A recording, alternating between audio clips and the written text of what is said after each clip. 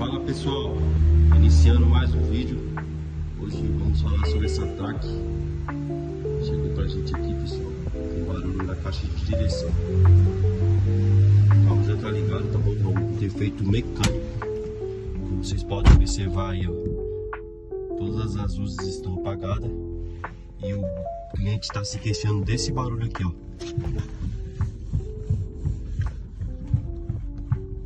Tá vendo, pessoal? O vídeo ele fica bem baixo, mas andando em ondulação fica aquela tremedeira, né? Confundindo até mesmo com barulho de suspensão. Aqui essa caixa de direção tá com folga, tá bom? Agora vamos removê-la do carro, fazer o reparo e já já eu venho mostrando o resultado final para vocês.